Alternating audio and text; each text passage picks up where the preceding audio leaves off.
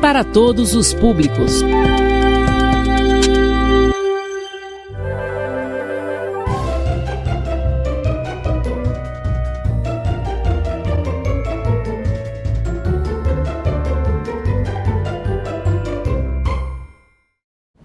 Olá, sejam bem-vindos ao projeto Escola em Minha Casa, projeto de vidas.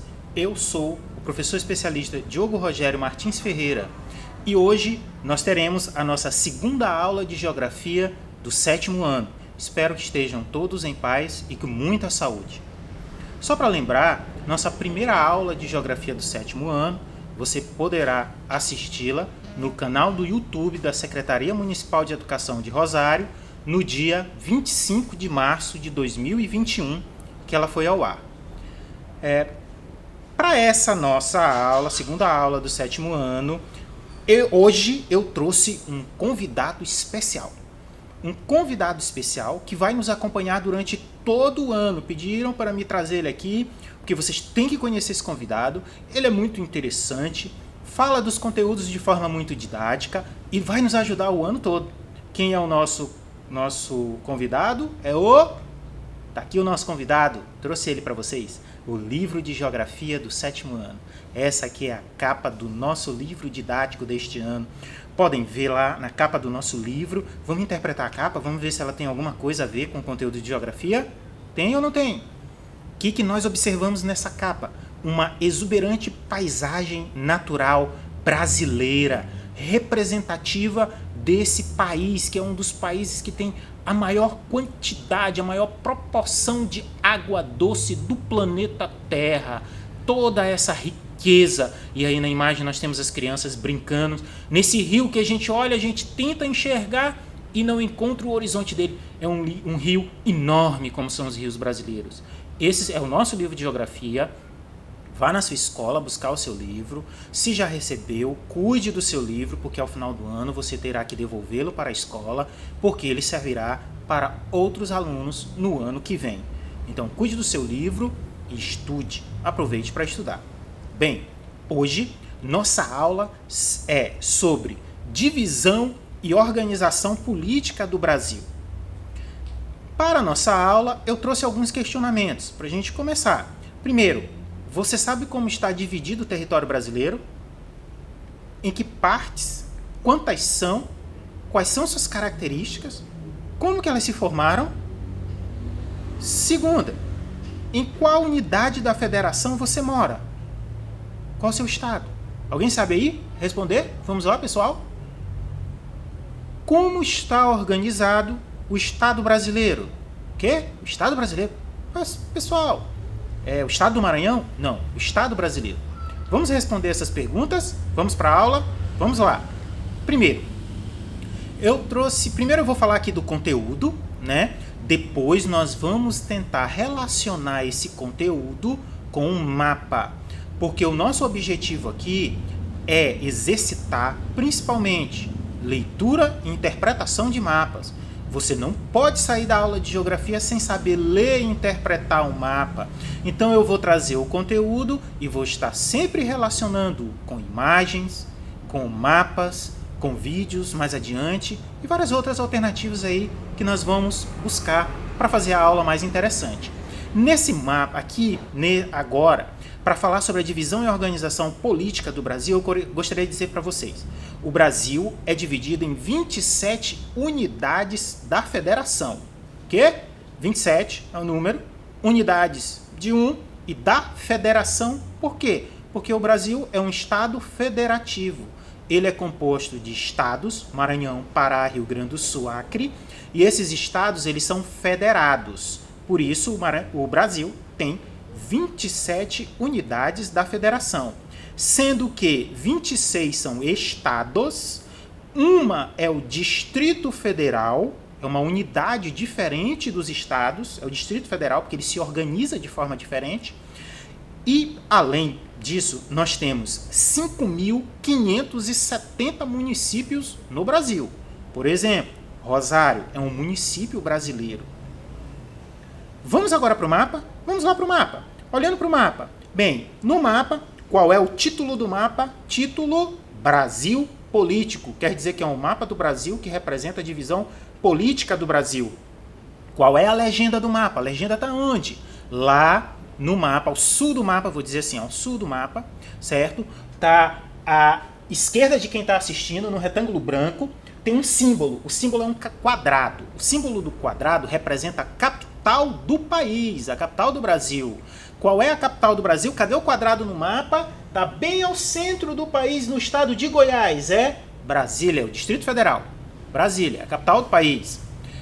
Outro elemento da legenda é um ponto com círculo ao redor, que é a capital dos estados. Representa a capital dos estados. Vamos de norte a sul ler cada nome de cada estado e da capital.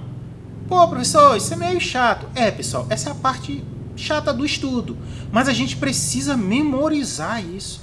A gente precisa saber quais são os estados brasileiros. Nós precisamos conhecer o nosso país para melhor viver no nosso país, aproveitar o espaço do nosso país, mas também para poder defender melhor o nosso país. A gente tem que saber isso. É chato, mas vamos lá, exercitando. Do norte ao sul, qual é o estado mais ao norte? Mais ao norte é o que está em vermelho. Eu vou dizer que é Roraima. Roraima, em vermelho, lá ao norte. Qual é a capital de Roraima? Boa Vista. Está lá no extremo norte do Brasil. Boa Vista é a capital de Roraima. Ao sul de Roraima, quem nós temos de verde? O estado de maior extensão territorial do Brasil. É o estado do Amazonas. O estado do Amazonas, a capital do Amazonas é Manaus. Capital do Amazonas. Vamos lá então para leste do Amazonas, um estado enorme que está pintado de laranja. Laranja, é isso? Laranja. Não, amarelo, amarelo. É o Pará. O Pará, a capital do Pará é Belém. Ao norte do Pará nós temos lá de roxo, é o estado do Amapá. Qual é a capital do Amapá? É Macapá. Amapá, Macapá. Beleza? No norte também, vamos continuar no norte, nós estudamos as regiões. Lembram as regiões do Brasil da primeira aula? Se não lembram, revejam a primeira aula. Qual é o estado que eu ainda não falei da região norte? É o estado do Acre, olha lá de amarelo, ao sul do Amazonas. Acre, qual é a capital de Acre? Rio Branco. Ao lado do Acre, certo? A leste do Acre, nós temos um outro estado que está de laranja, Rondônia. Qual é a capital de Rondônia? Porto Velho. Vamos agora para o Nordeste, macro-região Nordeste, tema da primeira aula. Quais são os estados do Nordeste? No Nordeste nós vamos começar do norte ao sul. Quem é o estado mais ao norte do Nordeste? É o nosso estado. Cadê? É o Maranhão. Maranhão está de vermelho. É isso? Maranhão. Qual é a capital do Maranhão, pessoal? Não vou dizer qual é? São Luís. A leste do Maranhão, nós temos o estado de verde, o estado do Piauí. Qual é a capital do Piauí? Teresina. A leste do Piauí, nós temos o Ceará. De roxo, qual é a capital do Ceará? Fortaleza. A leste do Ceará, de verde, nós temos o Rio Grande do Norte. Qual é a capital do Rio Grande do Norte? Natal. Ao sul do Rio Grande do Norte, nós temos a Paraíba. Qual é a capital da Paraíba? João Pessoa. Ao sul da Paraíba, nós temos o estado do Pernambuco, de amarelo. Qual é a capital do Pernambuco? Recife. Ao sul de Pernambuco, nós temos o estado do Alagoas. Qual é a capital do Alagoas? Maceió. Ao sul de Alagoas, nós temos o estado de Sergipe, que está de verde. A capital é Aracaju. Ao sul do Sergipe, nós temos um grande estado do Nordeste, que é a Bahia. Qual é a capital da Bahia? Salvador. Bem, nós temos um estado aí que eu acabei esquecendo, que está a oeste da Bahia, é o estado do amarelo, Tocantins. Qual é a capital de Tocantins? Palmas. A oeste de Tocantins nós temos Mato Grosso, de vermelho. Qual é a capital de Mato Grosso? Goiás. Outro estado, capital de Mato Grosso, Cuiabá, pessoal, desculpa. Capital do Mato Grosso, Cuiabá. A leste de Mato Grosso, nós temos o estado de Goiás. Qual é a capital de Goiás? Goiânia. Goiânia. É no estado de Goiânia que se encontra o Distrito Federal, a capital do país. Ao sul do Mato Grosso, nós temos Mato Grosso do Sul, de amarelo queimado. Campo Grande é a capital do Mato Grosso do Sul. A leste do Mato Grosso do Sul, nós temos o estado de São Paulo. Qual é a capital de São Paulo? São Paulo. É um município chamado São Paulo. Ao norte de São Paulo, nós temos o estado de Minas Gerais, está de verde. Qual é a capital de Minas Gerais? Belo Horizonte. A leste de Minas Gerais, nós temos de roxo Espírito Santo. Qual é a capital do Espírito Santo? Vitória. Ao sul do Espírito Santo, Rio de Janeiro, amarelo queimado. Qual a capital do Rio de Janeiro? Rio de Janeiro, é uma cidade chamada Rio de Janeiro. Ao sul de São Paulo, nós temos o estado do Paraná, que está de verde. A capital do Paraná, Curitiba. Ao sul do Paraná, nós temos Santa Catarina. A capital de Santa Catarina, Florianópolis.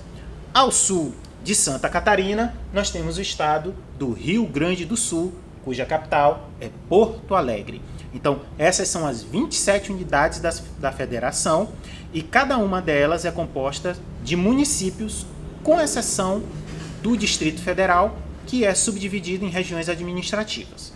Então, essa é a divisão do Brasil. Agora, a organização política do Brasil. Quando a gente vai falar de organização política, é um assunto um pouco mais complexo. A gente tem que falar de várias questões. Para isso, eu trouxe também aqui algumas questões para a gente refletir sobre a organização política do Brasil, né? Então, organização política do Brasil, o que é o Estado? Ora, eu falei que o Brasil é um Estado-nação, mas o que é o Estado?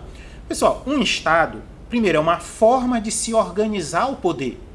O poder não existe de qualquer jeito, ele tem uma forma de se organizar no tempo e no espaço. Então, o Estado é uma forma de organização do poder que exerce o domínio sobre uma população em um determinado território. Uma forma de organização do poder que está ligado a uma população e a um determinado território. Para ser um Estado, tem que ter o quê? Um povo-nação, um território, leis, ordem jurídica. Jurídico vem de juiz, quem verifica se as leis estão sendo cumpridas. E tem que ter um poder. Essas leis organizam o poder. No caso do Brasil, o poder é organizado em executivo, legislativo e judiciário. Vamos estudar cada um desses elementos para entender por que o Brasil é um Estado-nação e como se organiza a política, né, a organização política do Brasil? Vamos lá. O Brasil, ele é uma nação? O que precisa para ser uma nação? Ora, para ser a nação precisa de um povo. O que é um povo? É um grupo humano. O Brasil tem um grupo humano que vive no seu território? Tem, todos nós. Esse grupo humano tem que ter uma mesma origem. O grupo humano que habita o Brasil, ele tem uma mesma origem? Tem. Nós podemos dizer que a origem do que nós entendemos hoje por Brasil, ela, seu primeiro momento está lá no dia 22 do mês de abril de 1500, com a chegada de Pedro Álvares Cabral nas terras que hoje conformam o Brasil. Então a gente tem esse marco da origem do que é o Brasil. Certo? Então, posso dizer que esse povo tem uma mesma origem? Tem. Para ser um povo, uma nação, ele tem que se identificar, ter uma cultura própria. Qual é o principal elemento que identifica a cultura de um povo? A língua. Nós falamos uma língua, qual é a nossa língua? A língua portuguesa, uma das línguas mais ricas e complexas do planeta Terra. Não é à toa que é difícil de estudar. Né? E é por isso que a gente tem que estudar, porque é uma das línguas mais complexas, mais ricas, né, do planeta. Então nós temos uma língua. A língua é essa principal identidade de um povo. Além de uma língua, nós temos que ter religiões em comum. Assim, mesma religião? Não, nós temos religiões em comum. Podemos dizer que elas tiveram a mesma origem ali na Europa, não é isso? Então são religiões que mudaram, né, que tiveram desdobramentos no período histórico, mas tem uma origem ali em comum na Europa, num determinado contexto. Costumes. Temos costumes comuns? Temos ou não? Pessoal, de manhã cedo, quando a gente acorda, nossa primeira refeição é o quê? Café da manhã. No Brasil, no mundo, todo mundo toma café? Não, pessoal. Tomar café é um costume nosso, brasileiro. Só de falar em café, eu já fico com vontade de tomar café. E pessoal, produção, traz meu café, que eu ainda não tomei meu cafezinho hoje, viu? Vou querer, só for falar de café, eu quero tomar café. Então nós temos esse costume. Por exemplo, em outros países, ninguém toma café da manhã. As pessoas dizem assim, por exemplo, na Itália, eu vou fazer meu desjejum. Não é tomar café da manhã, é desjejum. É totalmente diferente. Então, nós temos costumes parecidos. Valores e tradições. Nós temos valores e tradições? Temos valores. Um dos nossos valores, ser hospitaleiro. É ou não é um dos nossos valores? Eu, pelo menos, gosto muito de ser hospitaleiro com quem chega na minha casa, de receber bem. E isso é um valor mesmo das populações, né, brasileiras, principalmente do interior do continente. Essa hospitalidade. Isso é um valor. Um exemplo. Tradições. Nós temos tradições em comuns? Temos, pessoal. Ei, qual é a nossa primeira manifestação cultural do começo do ano? Carnaval. No meio do ano, São João. No final do ano, Natal. Temos manifestações culturais parecidas? Temos, pessoal. Manifestações culturais, costumes, tradições. Então eu posso dizer que o Brasil é um povo, que existe um povo brasileiro.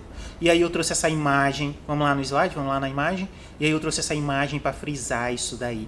Essa imagem, ela tenta retratar a diversidade de origens do povo brasileiro que conformam um povo completamente novo, que é o povo brasileiro, resultado dessas origens, de diversas origens, né, e culturas. Então nós temos um povo.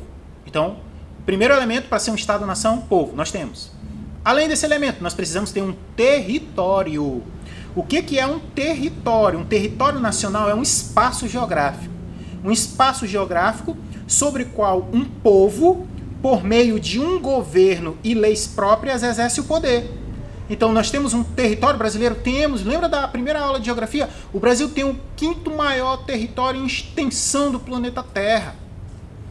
Esse território, nós temos um povo? Temos. Esse povo tem um governo? Tem. Tem leis? Tem. Exerce o domínio sobre esse território? Ok, então nós temos um território. Quais as características desse território? Vamos lá para o slide, vamos lá? Olha lá para a imagem. Então, essa aqui são as dimensões do território brasileiro. Qual é o título desse mapa? Brasil, político. É o território brasileiro. Quais as características do território? Ele é composto por elementos naturais da superfície, do subsolo, pelas águas oceânicas. Que, professor? As águas do oceano também são do território brasileiro? Sim, uma parte das águas oceânicas que banham o litoral brasileiro são território brasileiro. É chamado de Amazônia Azul. Olhem no mapa. Percebam que no litoral, né, ali no Oceano Atlântico, tem uma linha azul que contorna o território brasileiro. Aquela linha azul, tudo que está compreendido ali naquela linha azul, faz parte do território brasileiro, é do Brasil. E é chamada de Amazônia Azul porque tem uma grande riquezas naturais, uma grande e rica flora e fauna. Por isso é a Amazônia Azul e faz parte do território brasileiro. Além disso, também nós temos o nosso território tem um espaço aéreo. O espaço aéreo faz parte do território brasileiro. Beleza? Então o Brasil tem um povo? Tem. Tem um território? Tem. O que precisa mais para ser um Estado-nação? Precisa ter leis, ordem jurídica. As nossas leis, eu vou falar, não dá para falar de todas as leis. A nossa lei maior é a Constituição de 1988. O que é a Constituição? É a Carta Magna. É a maior lei, é a lei das leis, é a lei que institui o Estado brasileiro. Ela funda o Estado brasileiro. Né? Então, a Constituição também é conhecida como a Constituição Cidadã de 1988. É outro nome que vocês vão encontrar quando falar dessa Constituição. Por quê? Porque foi a Constituição que mais avançou na garantia dos direitos da pessoa, do cidadão brasileiro. Direito a saúde, moradia, transporte, saneamento básico, educação. Por isso ela é também chamada de Constituição Cidadã. Mas a Constituição, ela funda o Estado brasileiro e ela estabelece a organização do Estado brasileiro em 3 poderes. O Executivo, o Legislativo e o Judiciário. Vamos ver isso no slide? Olha lá para o slide. Vamos lá? Na imagem do slide, eu trouxe primeiro 3 imagens da Constituição. é aquele livrinho verde e amarelo. Pode entrar no site do governo federal, você vai lá no site do governo federal, bota lá Constituição de 1988, você baixa ela, é editada e atualizada com todas as modificações recentes. Você baixa ela direto do site do governo federal, certo? Ela também é divulgada, ela é distribuída em órgãos públicos também. Então essa é a imagem da Constituição. Bem embaixo eu trouxe uma outra imagem. Essa imagem, ela representa a divisão do Estado brasileiro em poderes. O Executivo, o Legislativo e o Judiciário. Na ordem aí aparece para você, né, à sua esquerda, o primeiro poder que aparece é o poder judiciário. Qual é a função do judiciário? O poder judiciário, ele garante a aplicação das leis. Ele assegura que as leis estão sendo aplicadas de acordo com a Constituição. A Constituição é a lei maior. A partir da Constituição existe todo um ordenamento jurídico que regulamenta a Constituição. O papel do Poder Judiciário é fiscalizar e fazer com que essa lei seja cumprida. O Judiciário é composto pelos juízes, desembargadores e pelos ministros. Qual é o principal casa do Judiciário? É o Supremo Tribunal Federal. Olha lá na imagem, bem embaixo na imagem, tem o número 1, é o Supremo Tribunal Federal, certo? Como é que é composto as vagas do Judiciário? Por concurso público, você tem que estudar, se formar em Direito, e aí você faz o concurso público e pode concorrer a uma vaga de juiz, ou por notório saber. E tem todo um procedimento. É o único poder que ninguém é eleito, né? Você tem todo um processo de estudo que começa aqui para você poder chegar lá. Mas eu acredito que se você quiser, você consegue, com perseverança e dedicação. O outro poder, né, aqui que está no meio, entre o judiciário e o executivo, é o poder legislativo. Legislativo vem de legislar. É o poder que elabora e fiscaliza as leis. No âmbito nacional, ele é representado pelos senadores e pelos deputados. E lá na imagem, nós podemos ver aquele prédio lá com as duas torres e a balança. É o Congresso Nacional. É onde trabalham os deputados e os senadores. O legislativo, ele elabora as leis e garante que é a supervisão da execução dessas leis pelo executivo. E falando no executivo, o último poder aqui é o executivo, que está com o número 3. Quem é o poder executivo? É executivo porque executa. Ele implementa a Constituição, as leis no Brasil, visando o desenvolvimento econômico e o bem-estar da população. Bem, aqui é esse prédio de número 3, que é o Palácio do Planalto, onde abriga o gabinete da Presidência da República. E seu principal representante é o presidente, que é eleito de 4 em 4 anos. Nós podemos traduzir esses poderes para a realidade de Rosário. Por exemplo, quem é o representante do executivo em Rosário? É o senhor prefeito, eleito de 4 em 4 anos. Quem é o representante do legislativo em Rosário? São os senhores vereadores, eleitos de 4 em 4 anos. Quem é o representante do judiciário? Assim, não tem um juiz de Rosário, porque o judiciário é federal e estadual. Mas eu posso dizer que o representante do judiciário em Rosário é o senhor juiz do Fórum de Rosário. Ele representa o judiciário em Rosário. Ok? Então, o Brasil, ele tem uma nação, um povo? Tem. Tem um território? Tem. Tem um conjunto de leis? Tem. Ele tem uma organização desses poderes? Tem. Então, o Brasil é um Estado-nação? Correto. E essa é a organização política do Estado brasileiro. Bem, pessoal, agora aqui nessa aula nós vamos começar a falar de outra temática, que também está lá no livro didático, que é a formação do território brasileiro. Nós vamos começar nessa aula e vamos dar continuidade a partir da próxima aula. Você já sabe como o Brasil é dividido e organizado. E agora vem aquela grande pergunta: como foi formado esse imenso território brasileiro? Hein? O que você sabe sobre o processo de formação do território brasileiro? Como eu disse para vocês em outra aula, pessoal, ninguém nasce com 2 metros de altura e pesando 100 quilos. O Brasil também não nasceu esse gigante, com esse território enorme. Teve um longo processo de formação desse território. Outra pergunta: será que as atividades econômicas que foram desenvolvidas no Brasil foram importantes para a formação desse território? Será que através das atividades econômicas a gente consegue compreender a formação do território brasileiro? Outra pergunta: como foram estabelecidos os atuais limites dos estados brasileiros. Como eu disse para vocês, quando eu falo estado com E maiúsculo, é o Brasil. Estado com E minúsculo é o Maranhão, Pará, Roraima, Rio Grande do Sul, certo? Como foram formados esses estados, o território maranhense? A partir do quê? Por fim, a última pergunta. Como que o território brasileiro alcançou essa imensa extensão territorial? Pensaram, refletiram? Tem alguma ideia? Comentem, conversem. Vamos conversar sobre isso? Vamos lá. Para conversar sobre isso, pessoal, nós temos que entender uma coisa. A ideia de Brasil, de formação do Brasil, ela tem início, ela começa na Europa.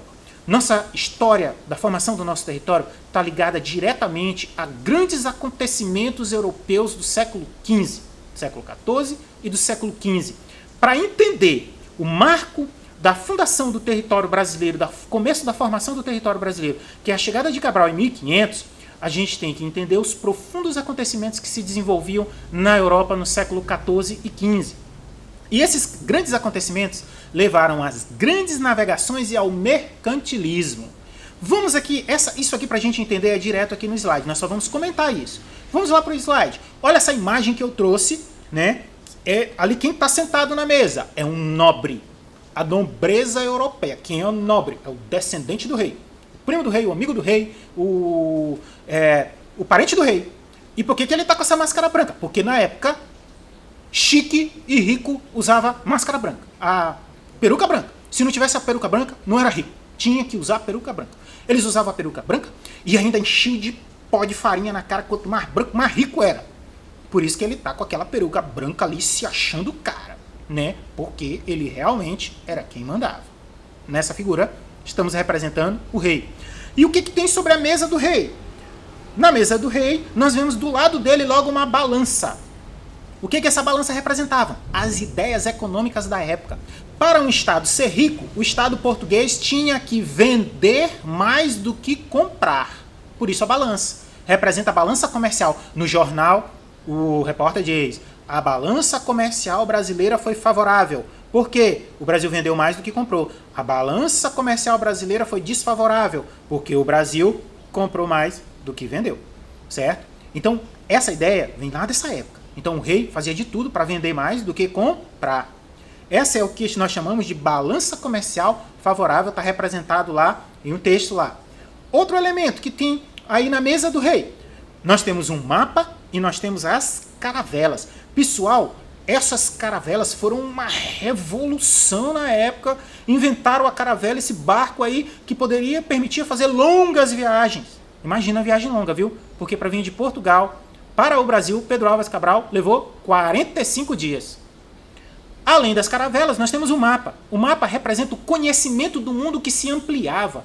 Porque nessa época estávamos vivendo uma revolução comercial na Europa. E, pessoal, pensem o papel do comerciante. Olhem o comerciante. O comerciante é uma pessoa que interage com muitas pessoas.